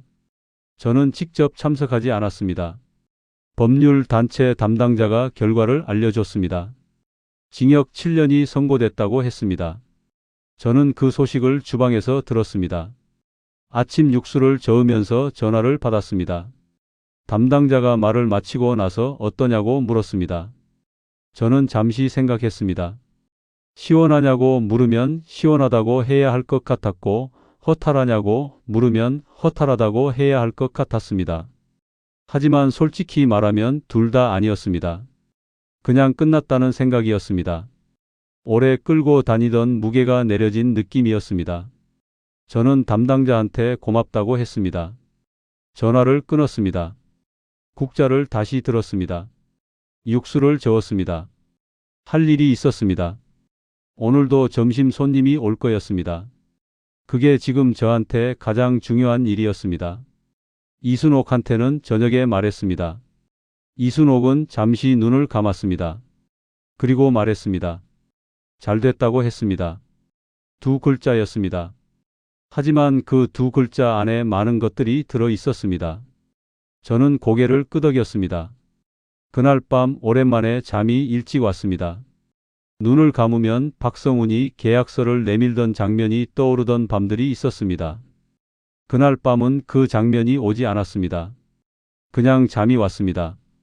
깊은 잠이었습니다. 박성훈 소식이 들린 뒤로 이상하게 가게 일에 더 집중이 됐습니다. 마음 한켠에 맺혀 있던 게 풀리니 머릿속이 맑아진 것 같았습니다. 잠들기 전마다 올라오던 그 장면들이 더 이상 오지 않았습니다. 새벽에 눈을 뜨면 그날 해야 할 일들이 먼저 떠올랐습니다. 육수 확인, 재료 점검, 발주 여부. 예전엔 공장에서 그랬습니다. 현장에 나가면 오늘 뭘 봐야 하는지가 먼저 떠올랐습니다. 그 감각이 식당에서 다시 살아났습니다. 오래 잠들어 있던 감각이 깨어나는 느낌이었죠. 저는 가게 운영 방식을 하나씩 손보기 시작했습니다. 재료 발주 주기를 조정했습니다. 공장에서 재고 관리를 하던 방식을 그대로 식당에 적용했습니다. 어떤 재료가 얼마나 빨리 소진되는지, 어떤 요일에 손님이 몰리는지, 어떤 날은 여유가 생기는지 한 달을 꼼꼼히 기록했습니다. 손으로 적었습니다. 작은 수첩이었습니다. 숫자가 쌓이면서 패턴이 보였습니다. 낭비가 어디서 생기는지 보였습니다. 발주를 조정했습니다. 식재료 원가가 조금씩 낮아졌습니다. 작은 차이였지만 달마다 사인이 달랐습니다. 한광철이 어느 날 발주 목록을 보더니 짧게 말했습니다. 잘 봤다고 했습니다. 한광철한테서 그 말을 듣는 게 쉬운 일이 아니었습니다. 저는 고맙다고 했습니다. 이순옥은 홀 운영에 변화를 줬습니다. 손님이 오래 기다리는 시간대를 따로 분석했습니다. 점심 12시에서 1시 사이가 가장 밀렸습니다. 이순옥은 그 시간대에 맞춰 육수를 미리 더 준비해 달라고 했습니다. 한광철과 조율했습니다. 한광철이 처음엔 자기 방식을 고집했습니다. 이순옥은 무리하게 밀어붙이지 않았습니다. 며칠 동안 손님 대기 시간을 직접 재서 한광철한테 보여줬습니다. 숫자 앞에서 한광철이 고개를 끄덕였습니다. 방식을 바꿨습니다. 대기 시간이 줄었습니다. 손님 불만이 눈에 띄게 줄었죠. 이순옥은 그런 걸 놓치지 않는 사람이었습니다. 감각으로 하는 게 아니라 눈으로 보고 숫자로 확인하는 사람이었습니다. 저는 그 모습을 보면서 이순옥을 다시 봤습니다. 35년을 같이 살았는데 아직도 새로 보이는 면이 있었습니다. 가게를 인수한 지 1년이 지났을 때 윤성준이 또 날아왔습니다. 이번엔 연락을 하고 왔습니다. 가게가 어떻게 돌아가는지 보고 싶다고 했습니다. 도착한 날 점심 장사를 도왔습니다. 홀에서 물 가져다 주고 빈 그릇 치우는 일을 했습니다. 어색하게 움직였지만 열심히 했습니다. 동선이 자꾸 이순옥이랑 겹쳤습니다. 이순옥이 왼쪽으로 가면 윤성준도 왼쪽으로 갔습니다. 이순옥이 웃으면서 저쪽으로 가라고 했습니다. 윤성준이 멋쩍어 했습니다. 그 모습이 어릴 때랑 똑같았습니다. 뭔가 돕겠다고 나섰다가 오히려 방해가 되던 그 아이가 그대로였습니다. 손님 한 명이 윤성준을 보고 아들이냐고 물었습니다. 이순옥이 그렇다고 했습니다. 손님은 효자라고 했습니다. 미국까지 부모 도우러 왔냐고 했습니다. 이순옥이 웃으면서 그렇다고 했습니다. 저는 주방에서 그 소리를 들었습니다. 모른 척했지만 기분이 좋았습니다. 국자를 드는 손에 힘이 들어갔습니다. 이상하게 그런 날이 있습니다. 아무것도 달라진 게 없는데 일이 잘 되는 날이요. 그날이 그랬습니다. 윤성준은 사흘을 있다 갔습니다. 떠나기 전날 저녁 3시 가게 테이블에 앉아서 설렁탕을 먹었습니다. 마감 후였습니다. 홀 불은 끄고 주방 불빛만 들어오는 상태로 먹었습니다. 한광철은 먼저 퇴근했습니다. 셋이 조용하게 앉아서 숟가락을 들었습니다. 윤성준이 한 숟갈 뜨더니 말했습니다. 맛있다고 했습니다. 한국 어디서도 이런 맛 못 먹었다고 했습니다. 저는 한광철 솜씨라고 했습니다. 윤성준은 고개를 저었습니다. 아버지 어머니 손맛이 더해진 거라고 했습니다. 저는 그 말을 받아넘기지 못했습니다. 국물을 한 숟갈 더 떴습니다. 이순옥이 윤성준 그릇에 고기를 더 얹어줬습니다. 윤성준은 됐다고 했지만 이순옥은 이미 얹어버렸습니다. 그 모습이 오래전 안산 식탁이랑 똑같았습니다. 그 무렵 코리아타운 지역 한인 신문에서 연락이 왔습니다. 이민 온 한인 부부가 식당을 인수해서 성실하게 운영하고 있다는 이야기를 기사로 쓰고 싶다고 했습니다. 저는 처음엔 사양했습니다. 내세울 게 없다고 했습니다. 기자는 그게 바로 내세울 게 된다고 했습니다. 사기를 당하고 맨손으로 시작해서 가게를 차린 이야기가 독자들한테 힘이 된다고 했죠. 저는 이순옥에게 물었습니다. 이순옥은 해도 된다고 했습니다. 손님이 조금이라도 더 오면 좋지 않겠냐고 했습니다. 저는 그 현실적인 판단이 맞다고 생각했습니다. 기사가 나갔습니다. 크게 실린 건 아니었습니다. 지역 신문 중간쯤이었습니다. 하지만 그 이후로 처음 오는 손님들이 늘었습니다. 기사 보고 왔다고 하는 손님도 있었습니다. 이민 와서 고생 많이 하셨겠다고 하는 손님도 있었습니다. 저는 뭐라고 대답해야 할지 몰라서 그냥 맛있게 드세요 라고 했습니다. 이순옥은 저보다 자연스럽게 받아쳤습니다. 오셔서 감사하다고 했습니다. 또 오세요 라고 했습니다. 그 모습을 볼 때마다 이순옥이 저보다 사람 상대하는 게 낫다는 걸 다시 확인했습니다. 타고난 거였습니다. 가르쳐서 되는 게 아니었죠. 매출이 조금씩 올랐습니다. 한 달에 얼마씩 늘어나는 게 눈에 보이기 시작했습니다. 윤성준한테 빌린 돈도 조금씩 갚기 시작했습니다. 윤성준은 받지 않겠다고 했습니다. 저는 받으라고 했습니다. 빌린 건 갚아야 한다고 했습니다. 부모한테 빌린 것도 갚아야 하는 거냐고 윤성준이 물었습니다. 저는 그렇다고 했습니다. 그래야 다음에 또 빌릴 수 있다고 했습니다. 윤성준이 웃었습니다. 저도 웃었습니다. 전화기 너머로 이순옥이 뭐가 그렇게 웃기냐고 했습니다. 저는 아무것도 아니라고 했습니다. 그런 날이 있었습니다. 별거 아닌데 좋은 날이 있었습니다. 가게가 안정됐다고 생각한 건 제 착각이었습니다. 가게를 인수하고 두 번째 해 여름이었습니다. 코리아타운 두 블록 아래에 대형 한식 체인점이 들어왔습니다. 간판이 크고 인테리어가 번쩍이었습니다. 주차장도 넓었습니다. 개업 당일 풍선을 달고 전단지를 뿌렸습니다. 점심 특선 메뉴를 저희보다 $3 싸게 내놨습니다. 저는 처음엔 크게 신경 쓰지 않았습니다. 오래된 집과 새 집은 다르다고 생각했습니다. 우리 집은 맛으로 버텨온 집이었으니까요. 하지만 현실은 생각과 달랐습니다. 일주일도 지나지 않아서 변화가 느껴졌습니다. 점심 손님이 줄었습니다. 처음 한 주는 우연이겠거니 했습니다. 날씨 탓을 하기도 했습니다. 여름이라 밖에 나오기 싫은 사람이 늘었겠거니 했죠. 하지만 두 주가 지나도 마찬가지였습니다. 세 주가 지나자 숫자가 분명하게 줄어 있었습니다. 단골 한 명이 솔직하게 말해줬습니다. 새로 생긴 집 한번 가봤는데 양이 많더라고 했습니다. 저는 고개를 끄덕였습니다. 그 말이 가볍지 않았습니다. 저녁에 이순옥과 마주 앉아서 숫자를 봤습니다. 매출이 뚜렷하게 줄어 있었습니다. 이순옥은 말이 없었습니다. 저도 말이 없었습니다. 오래된 부부의 침묵은 대화보다 많은 걸 담고 있었습니다. 둘 다 알고 있었습니다. 이대로면 안 된다는 걸요. 한광철도 눈치를 챘습니다. 어느 날 퇴근하면서 조심스럽게 말했습니다. 가격을 낮추는 건 어떻겠냐고 했습니다. 저는 고개를 저었습니다. 가격을 낮추면 재료를 아껴야 하고 재료를 아끼면 맛이 달라진다고 했습니다. 맛이 달라지면 우리가 지킬 게 없어진다고 했습니다. 20년 된 집이 지켜온 게 맛이었는데 그걸 포기하면 그냥 싸구려 식당이 되는 거라고 했습니다. 한광철은 잠시 생각하더니 고개를 끄덕였습니다. 맞는 말이라고 했습니다. 하지만 그렇다고 손 놓고 있을 수는 없었습니다. 다른 방법을 찾아야 했습니다. 며칠을 고민했습니다. 새벽에 육수를 저으면서 생각했습니다. 출퇴근길 버스에서 생각했습니다. 밤에 누워서도 생각했습니다. 공장 관리 시절 경쟁사가 단가를 낮출 때 우리 공장이 살아남은 방법이 뭐였는지 떠올렸습니다. 답은 가격이 아니었습니다. 납기였습니다.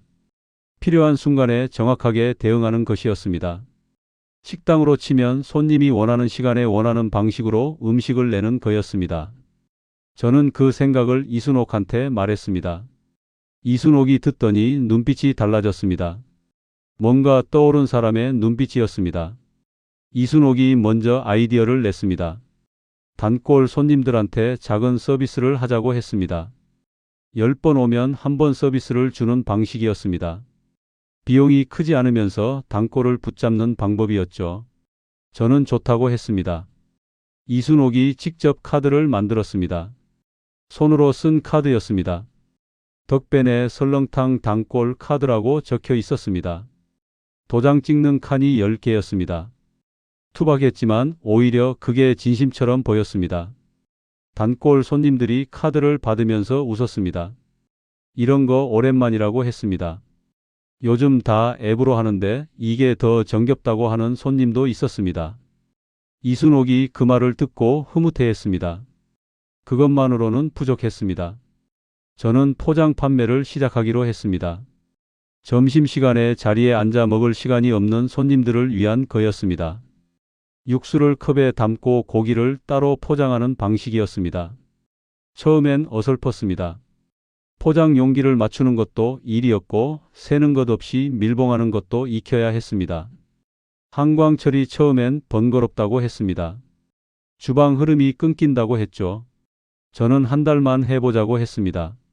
숫자로 보여주겠다고 했습니다. 한광철이 마지못해 동의했습니다. 포장 판매를 시작하고 2주가 지났을 때 반응이 나타났습니다. 근처 사무실에 다니는 사람들이 찾기 시작했습니다. 점심에 나올 시간이 없는데 이 집 국물이 생각났다고 했습니다. 포장해 가서 사무실에서 먹는다고 했습니다. 저는 그 말이 힘이 됐습니다. 맛을 기억한다는 거였으니까요. 한 달이 지나자 한광철이 먼저 말했습니다. 포장 용기 추가로 발주하면 어떻겠냐고 했습니다. 그 말이 곧 인정이었습니다. 저는 고개를 끄덕였습니다. 2달이 지나면서 매출이 다시 올라왔습니다. 완전히 회복된 건 아니었지만 방향이 달라졌습니다. 체인점에 갔던 손님 중 일부가 돌아왔습니다. 거기는 양은 많은데 국물이 아쉽다고 했습니다. 저는 그 말을 한광철한테 전했습니다. 한광철은 그러냐고만 했습니다. 표정은 무뚝뚝했지만 그날 육수를 평소보다 더 오래 끓였습니다. 저는 모른 척했습니다. 한광철도 자존심이 있는 사람이었습니다. 건드리지 않는 게 맞았습니다. 이순옥이 그날 밤 말했습니다. 흔들리는 게 나쁜 게 아닌 것 같다고 했습니다. 흔들려봐야 어디가 약한지 안다고 했습니다. 흔들리지 않으면 고칠 기회도 없다고 했죠. 저는 이순옥을 봤습니다. 이 사람이 언제부터 이런 말을 하는 사람이 됐는지 몰랐습니다. 안산에서 살 때는 그냥 밥 챙겨주고 기다려주는 사람이었습니다. 그런데 이 낯선 도시에서 이순옥이 달라졌습니다. 더 단단해졌습니다. 더 깊어졌습니다. 고생이 사람을 바꾼다는 말이 있는데 그게 이순옥한테 일어난 일이었습니다. 저도 달라졌겠지만 자기 자신의 변화는 잘 모르는 법이었습니다. 이순옥 눈으로 봐야 알 수 있는 거였죠. 그날 밤 저는 오래 누워 있었습니다. 잠이 바로 오지 않았습니다. 천장을 보면서 생각했습니다. 4억 원을 잃고 여기 왔습니다. 접시를 닦았습니다. 행주를 빨았습니다. 가게를 인수했습니다. 흔들렸습니다. 다시 잡았습니다. 어느 것 하나 쉬운 게 없었습니다. 하지만 어느 것 하나 후회되는 게 없었습니다. 그 생각이 드는 게 이상하게 느껴졌습니다. 후회가 없다는 게 맞는 건지 몰랐습니다. 하지만 그게 사실이었습니다. 지금 이 자리가 그 모든 것들을 통해서 만들어진 거였으니까요. 이순옥 말이 맞았습니다. 흔들려야 단단해졌습니다. 저는 눈을 감았습니다. 잠이 왔습니다. 가게를 인수한 지 3년째 되는 겨울이었습니다. 12월 중순이었고 연말 손님이 조금씩 늘어나는 시기였습니다. 그날도 점심 장사가 한창이었습니다. 홀에 손님이 가득 찼고 주방은 바쁘게 돌아갔습니다. 저는 한광철 옆에서 그릇을 나르고 있었습니다. 그때 홀에서 소리가 났습니다. 무언가 부딪히는 소리였습니다. 손님 한 명이 소리를 질렀습니다. 저는 주방 문을 열고 나갔습니다. 이순옥이 테이블 옆에 주저앉아 있었습니다. 손에 들고 있던 그릇이 바닥에 떨어져 있었습니다. 얼굴이 창백했습니다. 눈이 풀려 있었죠. 저는 달려갔습니다. 이순옥 옆에 무릎을 꿇었습니다. 이순옥이 어지럽다고 했습니다. 목소리가 작았습니다. 손이 차가웠습니다. 저는 바로 구급차를 불렀습니다. 한광철이 주방에서 나와서 손님들한테 양해를 구했습니다. 가게를 맡겠다고 했습니다. 저는 이순옥 손을 잡고 구급차를 기다렸습니다. 이순옥이 괜찮다고 했습니다. 저는 아무 말도 하지 않았습니다. 손만 잡고 있었습니다. 병원에서 검사를 받았습니다. 빈혈이었습니다. 오래된 빈혈이 악화된 거라고 했습니다. 의사는 무리하게 일한 게 원인 중 하나라고 했습니다. 영양 상태도 좋지 않다고 했습니다. 끼니를 제대로 챙기지 않은 날이 많았던 모양이었습니다. 저는 그 말을 듣고 가슴이 내려앉았습니다. 이순옥이 밥을 잘 먹지 않는다는 걸 알고 있었습니다. 손님 밥은 챙기면서 자기 밥은 건너뛰는 날이 있었습니다. 말해도 괜찮다고 했습니다. 바빠서 그렇다고 했죠. 저는 그냥 넘겼습니다. 그게 후회됐습니다. 당분간 서 있는 일을 줄여야 한다고 했습니다. 철분 주사를 맞고 약을 처방받았습니다. 이순옥은 병실 침대에 누워서 미안하다고 했습니다. 저는 뭐가 미안하냐고 했습니다. 이순옥은 가게에 빠지게 됐다고 했습니다. 손님들한테 민폐 끼쳤다고 했습니다. 저는 그런 소리 하지 말라고 했습니다. 목소리가 생각보다 크게 나왔습니다. 이순옥이 놀란 눈으로 저를 봤습니다. 저는 목소리를 낮췄습니다. 가게보다 당신이 중요하다고 했습니다. 35년을 넘게 살면서 그런 말을 몇 번이나 했는지 모르겠습니다. 많지 않았습니다. 해야 할 때 하지 못한 말들이 있었습니다. 이순옥이 눈물을 글썽였습니다. 저는 눈을 돌렸습니다. 이순옥 앞에서 흔들리면 안 됐습니다. 이순옥이 더 불안해질 것 같았습니다. 윤성준에게 연락했습니다. 어머니가 입원했다고 했습니다. 크게 걱정할 건 아니라고 했지만 윤성준은 이틀 뒤 날아왔습니다. 말리지 않았습니다. 말려도 올 아이라는 걸 알고 있었습니다. 병실에서 이순옥 옆에 앉아있는 윤성준을 보면서 저는 복도에서 기다렸습니다. 유리 너머로 보이는 두 사람이 이야기를 나눴습니다. 이순옥이 웃었습니다. 오랜만에 보는 웃음이었습니다. 환자복을 입고도 웃을 수 있는 사람이었습니다. 저는 그 웃음을 보면서 다행이라는 생각이 들었습니다. 몸이 아픈 것보다 마음이 아픈 게 더 무서운데 이순옥 마음은 아직 살아 있었습니다. 잠시 뒤 나온 윤성준이 말했습니다. 어머니가 아버지 걱정을 한다고 했습니다. 혼자 가게 어떻게 하냐고 걱정한다고 했죠. 저는 피식 웃었습니다. 저 걱정할 사람이 아니라고 했습니다. 윤성준도 웃었습니다. 그러다 윤성준이 조심스럽게 말했습니다. 두 분이 너무 무리하시는 것 같다고 했습니다. 나이를 생각해야 하지 않겠냐고 했습니다. 저는 그 말이 틀리지 않다는 걸 알았습니다. 하지만 쉽게 받아들이기가 어려웠습니다. 나이를 생각한다는 말이 속도를 줄인다는 말이었는데 그게 지는 것처럼 느껴졌습니다. 그 마음이 어리석다는 것도 알고 있었습니다. 알면서도 쉽지 않았죠. 이순옥이 빠진 가게는 확실히 달랐습니다. 홀이 조용해졌습니다. 이순옥이 손님들과 나누던 짧은 대화들이 없어지니 분위기가 달라졌습니다. 단골 손님 한 명이 들어오다가 이순옥을 찾았습니다. 어디 갔냐고 물었습니다. 저는 몸이 좀 안 좋아서 쉬고 있다고 했습니다. 손님이 빨리 나으면 좋겠다고 했습니다. 그 말이 짧았지만 무게가 있었습니다. 이순옥이 이 가게에서 그냥 서빙하는 사람이 아니었다는 걸 그 말이 보여줬습니다. 사람이 공간을 만든다는 걸 그때 다시 느꼈습니다. 저는 주방과 홀을 혼자 뛰었습니다. 한광철이 주방 일을 더 빠르게 처리해 줬습니다. 말은 없었지만 돕는 거였습니다. 한광수도 더 열심히 움직였습니다. 저는 그 배려가 고마웠습니다. 고맙다는 말을 직접 하지는 않았습니다. 한광철 방식에 맞추는 게 맞았습니다. 말 대신 다음 날 아침에 인삼차를 2잔 더 끓여서 주방에 올려뒀습니다. 한광철이 보고 아무 말도 하지 않았습니다. 다 마셨습니다. 그게 다였습니다. 이순옥이 2주 뒤에 가게로 나왔습니다. 저는 말렸습니다. 좀 더 쉬라고 했습니다. 이순옥은 듣지 않았습니다. 홀 서빙은 하지 않겠다고 했습니다.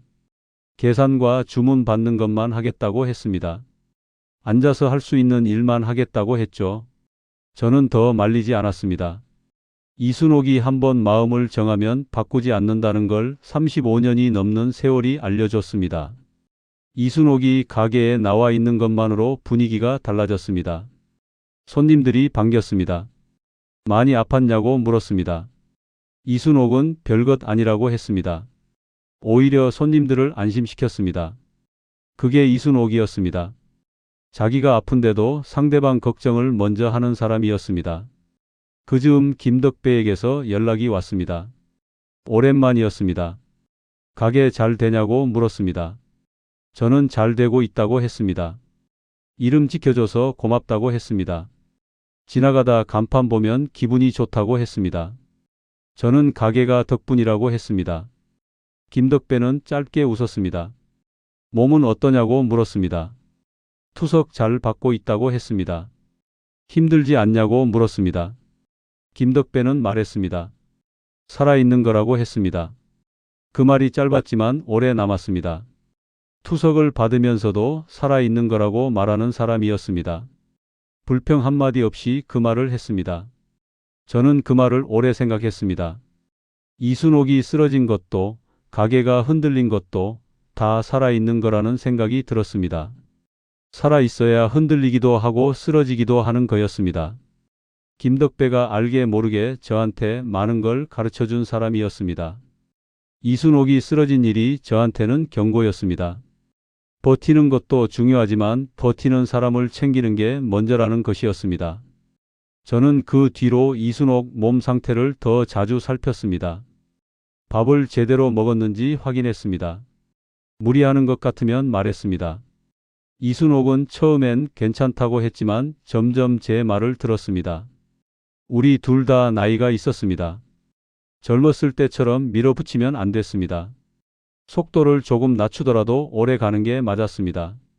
가게도 그랬고 우리도 그랬습니다. 오래 가는 게 결국 이기는 거였습니다.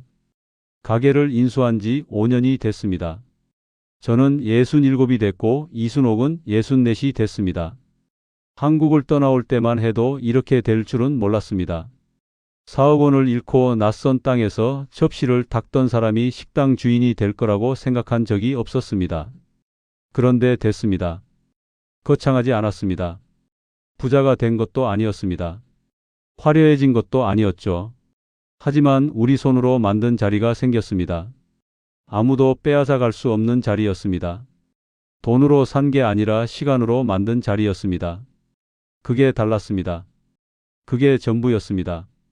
덕배네 설렁탕은 코리아타운에서 조용히 이름이 알려진 집이 됐습니다. 오래된 설렁탕 집이라고 알고 찾아오는 손님이 생겼습니다. 한국에서 오는 사람들이 코리아타운 먹거리 목록에 이 집을 넣어두고 오기도 했습니다. 저는 그게 신기했습니다. 골목 안에 있는 작은 가게인데 사람들이 찾아온다는 게요? 이순옥은 당연한 거라고 했습니다. 맛있고 정성이 있으면 찾아오는 거라고 했습니다. 그 말이 맞았습니다.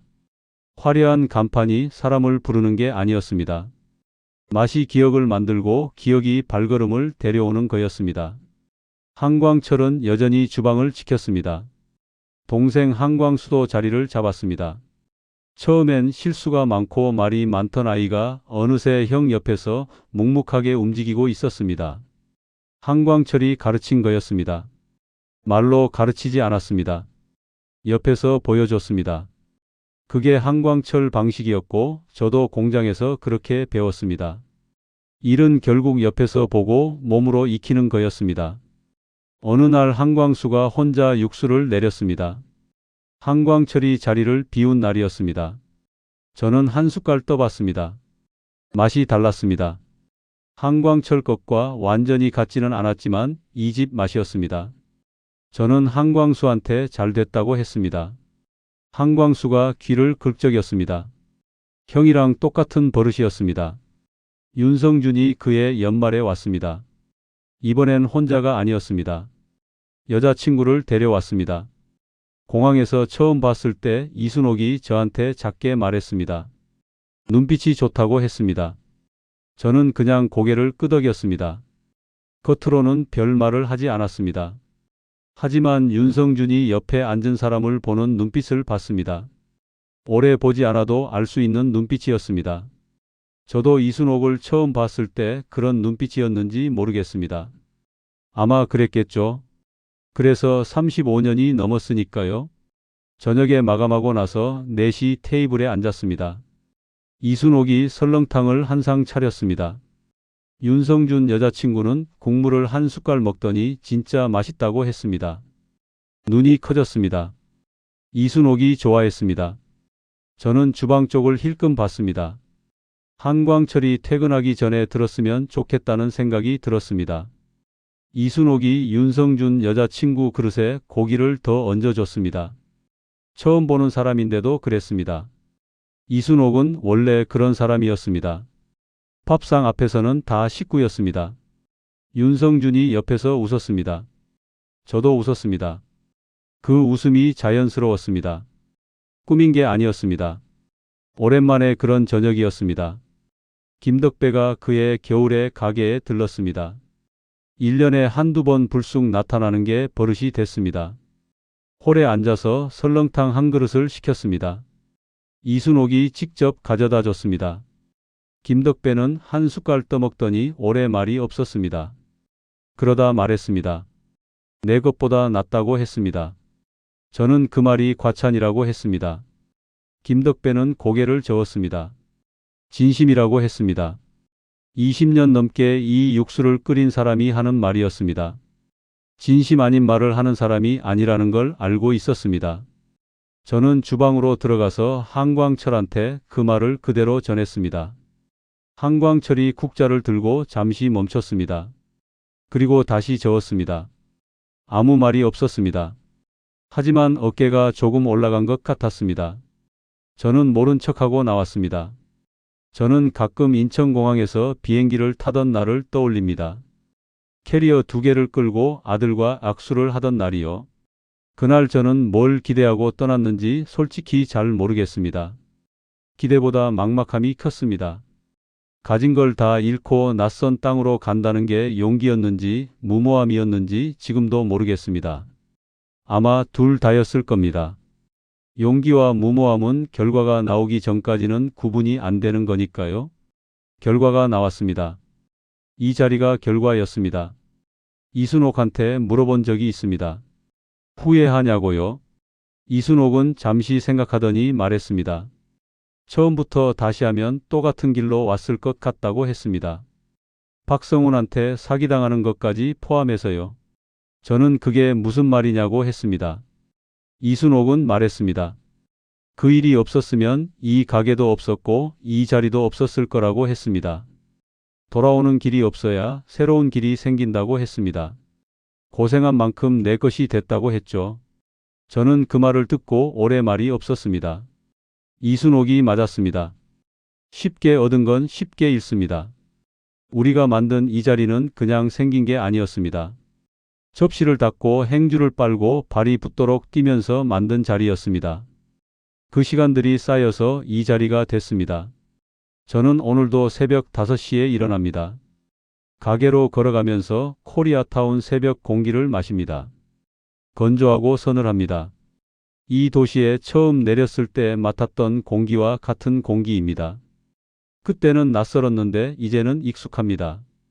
가게 문을 엽니다. 불을 켭니다. 육수 솥에 불을 올립니다. 솥이 달궈지면서 낮게 끓어오르는 소리가 납니다. 저는 그 소리를 들으면서 잠시 서 있습니다. 이 소리를 처음 들었던 날이 생각납니다.